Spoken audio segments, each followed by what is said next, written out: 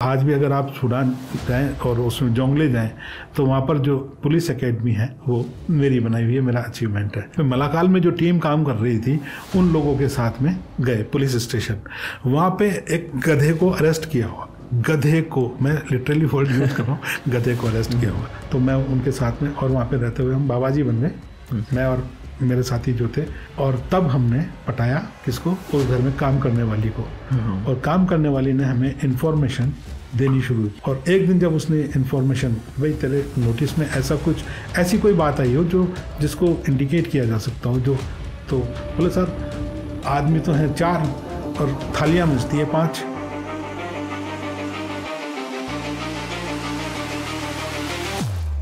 आपके जैसे लोगों की वजह से सर इंडिया को रिप्रेजेंट जब आप लोग करते हो तो हमारी पूरे देश की इमेज बहुत अच्छे तरीके से, हमारे जो लोग हैं उनका जो एक अपब्रिंगिंग होती है कि किस तरीके से हमको चीज़ें सिखाई जाती है कि लोगों की मदद करना, और उसको आपने इंटरनेशनल लेवल पे जाके बताया तो पूरी दुनिया के सामने एक पूरे भारत का देश। मैंने इसके अलावा गजेंद्र जी, मैंने जो वहाँ पे मेरे जो पीछे जाने वाले लोग थे मिशन में गए, उन लोगों ने बोला यार आप सक्सेस कैसे हुआ, कैसे इन लोगों के बीच में आपने अपनी पैठ बनाई। मैं कहा यार बहुत छोटे छोटे से खर्चे करने की ज़रूरत है, आपको यूएन इतने पैसे देती है कि आप इसमें से मंथली, सिर्फ मंथली $100 भी खर्च कर दो। $100 बहुत बड़ी रकम नहीं, उस वक्त 50-55 रुपये की कोई कीमत रही होगी, आज 80 रुपये है। मैं कहा $100 का मतलब 50 रुपये से अगर गुणा कर दो 5000 रुपये, ठीक है, आपको यूएन दे रही है $150 पर डे। मैं ये कह रहा हूँ कि सिर्फ $100 मंथली आप अगर खर्च कर देते हैं इन पर, और उसके लिए ये नहीं कि आप वहीं से कोई चीज़ लेकर के इनको दो, और वहीं से भी कुछ लेते हो तो अरे सॉफ्ट ड्रिंक, कोको कोला, ये पेप्सी वेप्सी ये ले जा करके दे दी।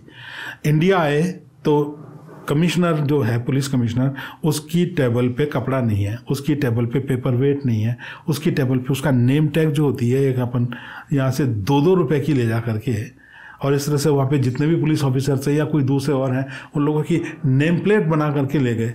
मैं कह रहा हूँ $100, मैक्सिमम $100 वो खर्च करने से आप कहीं पे भी जाओ, हुक्म हुक्म हुक्म इस तरह से करना शुरू कर देते हैं। क्या खर्चा हुआ आपका, और आपने उनमें अपनापन सा जताया। उससे बड़ी बात एक थी कि बतौर ट्रेनिंग ऑफिसर मेरा काम तो ये था कि मैं जोंगले स्टेट के सारे ज़िलों में जा कर के और पुलिस ऑफिसर्स को ट्रेनिंग दूँ।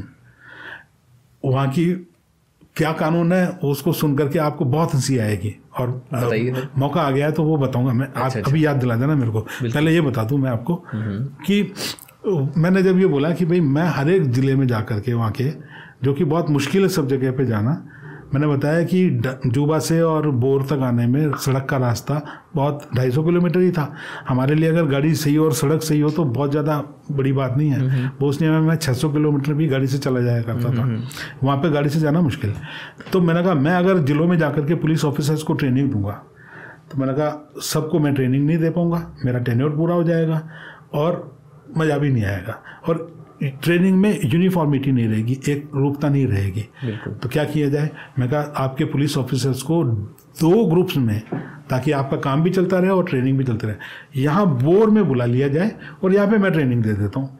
अगर मुझे वहाँ पे भेजते हैं तो मेरे को तो टीएडीए मिल रहा है, बहुत अच्छी बात है, पैसे ज़्यादा ही मिलेंगे, लेकिन मैंने वो ना सोच करके मेरा जो काम था उसको ज़्यादा अच्छे तरीके से करना चाहा। ठीक है, लेकिन अब उनके पास में कोई इंस्टीट्यूट नहीं है।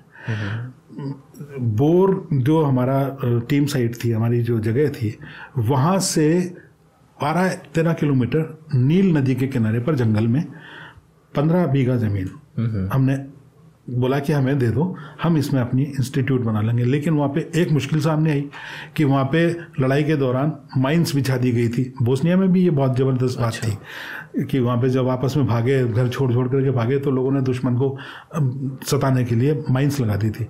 ऐसी ही चीज़ वहाँ पे सूडान में भी थी, तो जंगल में माइंस लगी हुई थी। तो क्या किया, अब यूएन के पास में रिसोर्सेज की कोई कमी नहीं, सैटेलाइट से उस जगह को स्कैन किया गया, माइंस को निकाल करके उस पूरे एरिया को डिमाइन किया गया। उसके बाद हमारे पास में आर्मी है, उस वक्त अपनी इंडियन आर्मी वहाँ पे काम कर रही थी, नागा रेजिमेंट, उन लोगों के साथ में बुलडोजर ले जा करके जंगल साफ किया गया। 5-7 बीघा जमीन साफ कर ली, बाकी जंगल हमने रिजर्व रखा कि ज़रूरत पड़ने पर कर लेंगे, नहीं तो पेड़ों को नहीं काटे, क्योंकि हमारा काम तो 3 बीघा में हो गया था। इंस्टीट्यूट बनाने का। और इंस्टीट्यूट बनाने का मतलब ये सीमेंट और पत्थर और ईंट इसके कमरे नहीं, जंगल मटेरियल से ही हमने क्लासेस बना ली। अच्छा। जंगल मटेरियल से ही मेरे लिए ऑफिस बना लिया, ऐसे करके नील नदी के किनारे पर। और वो हमारी पुलिस एकेडमी तैयार हो गई। उसको लोगों ने वहाँ पे नाम दिया हुकम्स एकेडमी। मैंने बोला नहीं, आप अपने यहाँ पे किसी डॉक्टर गौरान नाम से उसको नाम दिया, बाकी वहाँ पे लोगों ने तो हुकम्स एकेडमी कर दिया था। मैंने कहा ये ठीक नहीं रहेगा, इसका नाम डॉक्टर गरंग एकेडमी रखा जाए। तो उसमें हमने ट्रेनिंग दी। तो वो एक मेरा अचीवमेंट है। आज भी अगर आप सूडान जाएँ और उसमें जोंगले जाएँ तो वहाँ पर जो पुलिस एकेडमी है वो मेरी बनाई हुई है, मेरा अचीवमेंट है। बहुत बड़ा। अब आपने जो नहीं, मेरे को याद आ गया, मतलब हंसी आएगी और अगर कोई दर्शक भी सुनेंगे तो वो बोलेंगे कि ऐसा भी होता है क्या। हम जैसे ही पहुंचे 15 दिन का इंडक्शन कोर्स होता है। इंडक्शन कोर्स में ये होता है कि सूडान में ही रहते हुए खार्तूम नाम की जो जगह है, वेल डेवलप्ड सिटी है वो, जयपुर मुंबई दिल्ली से ज़्यादा बढ़िया सिटी है, बहुत डेवलप्ड सिटी। तो वहाँ पे हमारा बेस कैंप है यूनाइटेड नेशंस का। वहाँ पे 15 दिन का इंडक्शन कोर्स। 15 दिन के इंडक्शन कोर्स में ये किया जाता है कि आप जिस जगह जा रहे हैं वहाँ की भौगोलिक परिस्थिति क्या है, वहाँ का कल्चर क्या है, वहाँ के लोग कैसे हैं, वहाँ के कितने ट्राइब्स में बटे हुए हैं, रिले मुरले डंका डिंका ऐसे करके डुट कुट डुबक अडुट अडुट, ऐसे ये उनके ट्राइबल एरियाज के नाम हैं। तो उन लोगों की क्या संस्कृति है, सारी चीज़ों की आपको ट्रेनिंग दी जाती है। अब वहाँ पर जाने से पहले लंबा रास्ता है। हम सीधे जुबा से हमें जाना था बोर, लेकिन जुबा हमारी कोई डायरेक्ट फ्लाइट हमें उस दिन नहीं मिली। हमें पहले मलाकाल और बोर ज़्यादा दूर नहीं है, 250 किलोमीटर की दूरी है, लेकिन हमें मलाकाल में रुकना पड़ा। मलाकाल 3 दिन रुके हम सिर्फ। मलाकाल का मतलब होता है ऊंची जगह, बोर का मतलब होता है नीची जगह। ये हर एक भाषा का, जैसे यहाँ पे भी महत्व है, जयपुर जय सिंह ने बसाया इसलिए जयपुर, ऐसे वहाँ पे भी जगहों के नाम का भी मतलब है। मलाकाल का मतलब है ऊंची जगह, बोर का मतलब है नीची जगह। बोर नीचे की तरफ है, इथोपिया की तरफ जाते हैं। तो मलाकाल में रहते हुए शाम को पहुँचे हम, रात को आराम कर लिया, ठीक है, वहाँ पे बेस कैंप में ही। दूसरे दिन हम बोले भाई कुछ तो करें, तो हम वहाँ पे मलाकाल में जो टीम काम कर रही थी उन लोगों के साथ में गए पुलिस स्टेशन। वहाँ पे एक गधे को अरेस्ट किया हुआ, गधे को, मैं लिटरली वर्ड यूज कर रहा हूँ, गधे को अरेस्ट किया हुआ। क्या हुआ साहब, कैसे? हमारे साथ में जो दूसरे लोग वहाँ पे जाते हैं मॉनिटरिंग के लिए, उन्होंने पूछा इसको क्या, रोजाना जाते हैं, तो भाई ये क्या कर रखा है? बोले इसको अरेस्ट कर रखा है। क्यों? बोले इस पे एक बच्चा बैठा था जो गिर गया। तो बोले बच्चा बैठा था तो बच्चा किसने बैठाया था, ये सारी बातें करता है। बोला नहीं, बच्चा तो बच्चा है, उसको क्या पता कि समझ नहीं है, इसको नहीं चाहिए, इसको चाहिए था कि ये अपने ऊपर बैठने नहीं देता। जवाब सुन करके। दूसरा, एक जो यूँ जेल का मतलब ऐसा नहीं है कि अपने जैसे यहाँ पे जेल की कल्पना आप करते हैं, लोहे की मोटी मोटी रॉड्स होगी या कोई कमरा बंद होगा, ऐसी जेल सिर्फ हेडक्वार्टर में है कि किसी तरह से वहाँ पे बनाया हुआ है और बिल्कुल बंद, एकदम छोटी सी जगह जिसमें से हवा आ रही है, तो बहुत तेज़ी से यूँ लगता है जैसे बहुत सारे लोगों की सांस तेज़ी से। तो वो जो औरत को जिसको कैद कर रखा था, उससे उसके बारे में पूछा कि भाई इसको क्या कर रखा है? बोले ये रेप की पार्टिसिपेंट है। रेप की रेपिस्ट कहाँ है? बोले रेपिस्ट को तो छोड़ दिया। क्यों छोड़ दिया? उससे तो बोले जुर्माने के रूप में गाय ले ली। गाय वहाँ पे सबसे बड़ा एक्सचेंज का साधन है, बार्टर सिस्टम। हाँ, तो बोले छोड़ दिया। हाँ, बोले उससे तो 5 गाय का जुर्माना लेकर के छोड़ दिया। तो इसको क्यों गिरफ्तार? बोले इसने रेप में पार्टिसिपेट क्यों किया? मतलब रेप हो रहा है तो वो पार्टिसिपेट करेगी क्या? लेकिन रेप में पार्टिसिपेट किया साहब, इसलिए। तो गधे को और बेचारी महिला जिसके साथ में बलात्कार हुआ है उनको अरेस्ट करने का, ये उनको फिर इंटरनेशनल कम्युनिटी में क्या चीज़ और हम दूसरी दुनिया के लोग किस तरह से जी रहे हैं, उनकी सभ्यता क्या है, ये सब बताने का काम वहाँ पे हम जैसे पुलिस ऑफिसर भी कर रहे थे और दूसरे जो NGOs होते हैं वो लोग भी कर रहे थे। खेती करना 40 साल में वो लोग भूल चुके थे। 40 साल लड़ाई चली उनकी। तो 40 साल पहले जो आदमी जवान था वो लड़ते लड़ते बूढ़ा हो गया या मर गया, और जो बूढ़ा था वो बीमारी से मर गया या भूख से मर गया या कैसे भी मर गया, और जो बच्चा था वो सिर्फ लड़ाई देखते देखते बड़ा हुआ, उसने खेती वेती सीखी नहीं है। बड़ी त्रासदी की बात है ये।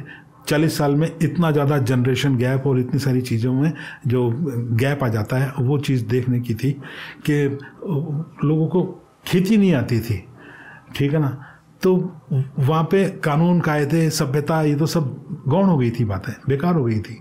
40 साल की इस जो गैप आ गया बीच में, वैक्यूम आ गया, उसमें भूल चुके थे। तो वहाँ पे सबसे पहले मूंगफली की खेती करना, भाई मूंगफली डाल दी तो उग रही है।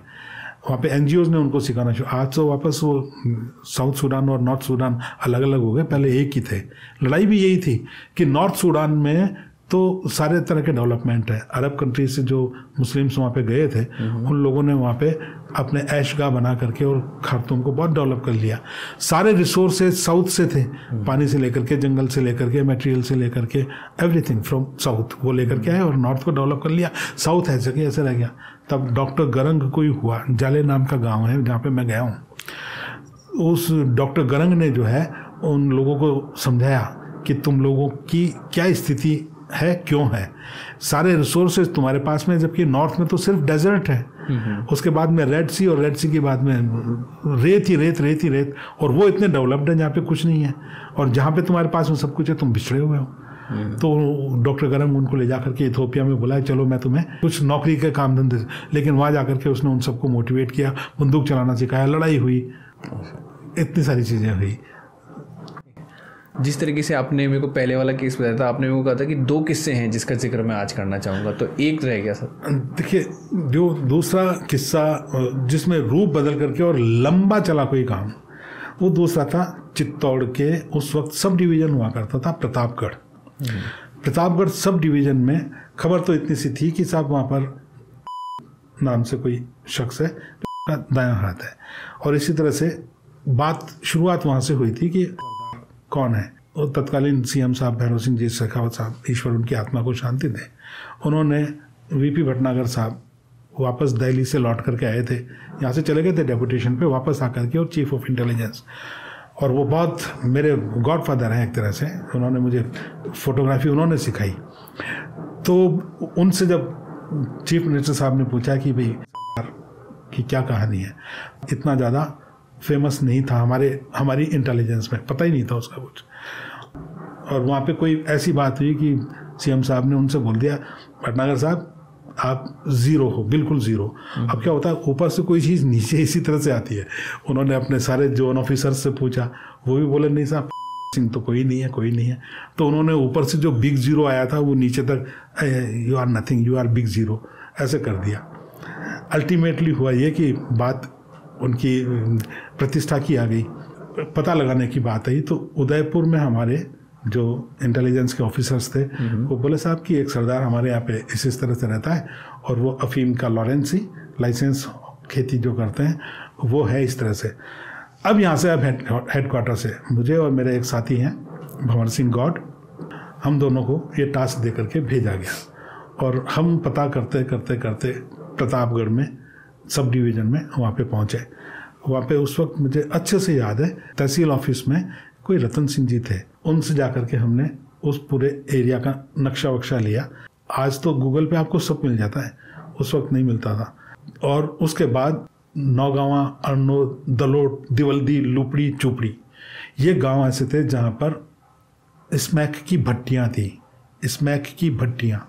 अगर मेरा ये इंटरव्यू आपके मार्फत अगर मेरे इंटेलिजेंस ऑफिसर्स भी सुन रहे होंगे तो वो शख्स भी सुन रहे हैं, पता नहीं सुन पाएंगे या नहीं सुन पाएंगे, जो उस वक्त चित्तौड़गढ़ SP लगे हुए थे।